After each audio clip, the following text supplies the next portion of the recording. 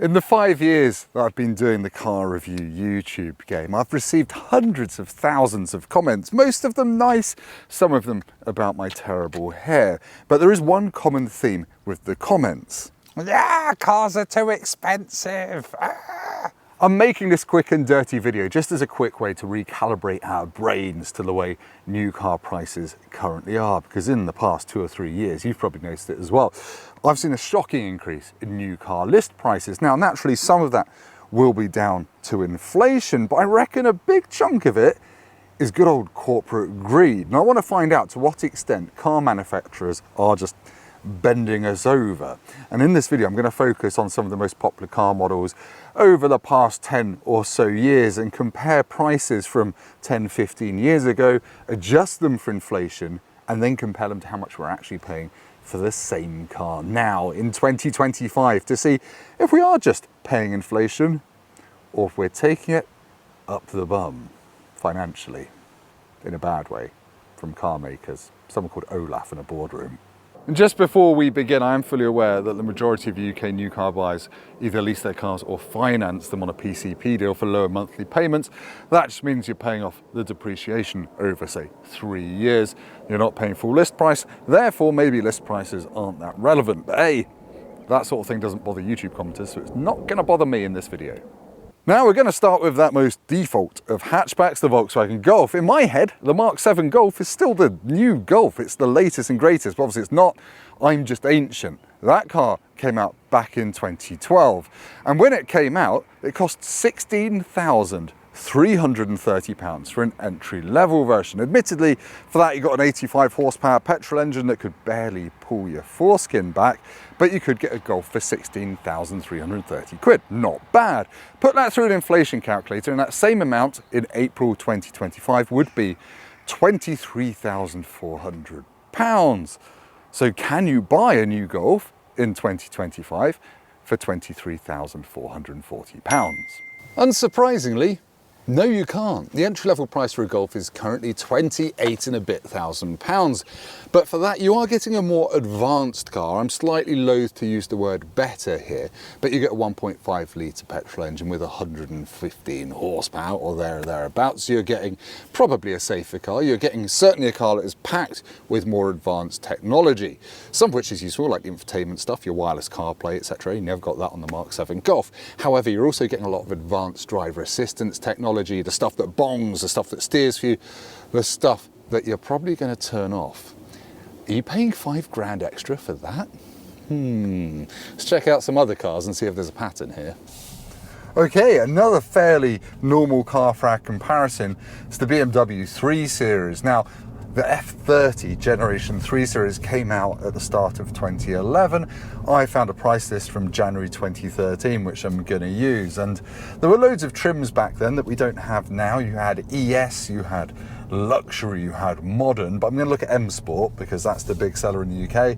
And a 320i Saloon in M Sport trim back in 2013 cost just over £29,000. Put that through an inflation calculator and it comes out at about £40,800.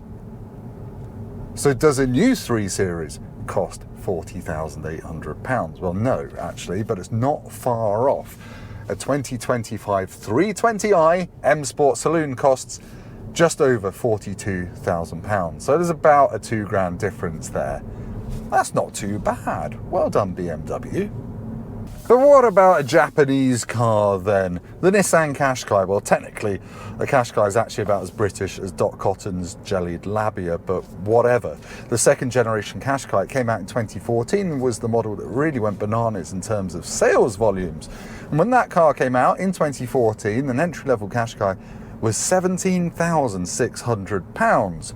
Not bad. That's for a 1.2 manual with 130 horsepower. Put that into an inflation calculator and that should cost £24,000 for an entry-level Qashqai. Does an entry-level Qashqai cost £24,000 now though?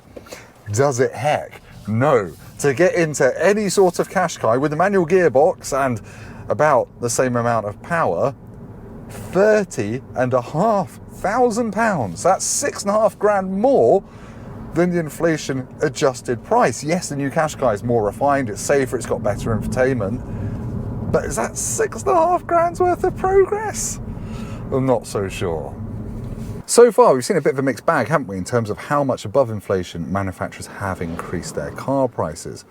But what about higher up in the market? What about the Porsche 911, beloved of everyone from proper petrol heads to brummy YouTube car flippers? But anyway, in 2015, the 991 Generation 911 had just come out with its first use of electric power assisted steering, which does make it a bit of a bargain on the used market. But back then, an entry-level Carrera 911 would be about £71,500. Put that into an inflation calculator, 98.5 grand. Now, Porsche's done quite well here, because if you go on the configurator now, you'll see a 992.2 generation Carrera is only £104,000, so about £6,000 more than the inflation adjusted price. That's 6 grand, that's the same as the Qashqai difference. So in percentage terms, it's a pretty decent deal for a new £104,000 basic 911 with no options. See, I'm doing that thing again where I say expensive cars are good value. Not true. But anyway, if you look at the Carrera S, that was originally about 81 grand back in 2015. Adjust that for inflation, and it's about £114,000. Now, in 2025, it's £120,000. So again, only 6 grand more. So what have we actually learned from doing this little thought experiment? Thank you for getting to the end, by the way. Well, I'm a bit surprised, because coming from the world of motorbikes and my motorbike channel, I'm often putting old models' prices through inflation calculators, and invariably the current models always cost the same as they would have done adjusted for inflation. I guess motorbikes are toys, people don't want to be taken for a ride, and there's less new tech on bikes than there is in cars. There is still some though. But yeah, it is interesting. Nearly every car manufacturer that I've looked at, and there are some that I've not mentioned in this video, have put their prices up well in excess of inflation. Now, part of that reason, as I've mooted, is probably all the extra tech you're getting in cars. We've got infotainment systems that are powered by NVIDIA gaming chips. We've got all this advanced driver assistance stuff that, as I've said, is quite annoying. And I guess there's more crash structures. Things are better regulated now, and everything's always getting better. But is all that stuff worth an extra £6,000 over inflation? I kind of feel like it's not. I don't know. I'm sure someone in the industry can tell me what all that extra stuff actually adds to the cost of a car. But I feel like we're being bent over a bit, and I feel like we should probably be a bit pissed off. And as I said at the start of the video, Joe Bloggs isn't really looking at the list price of modern cars.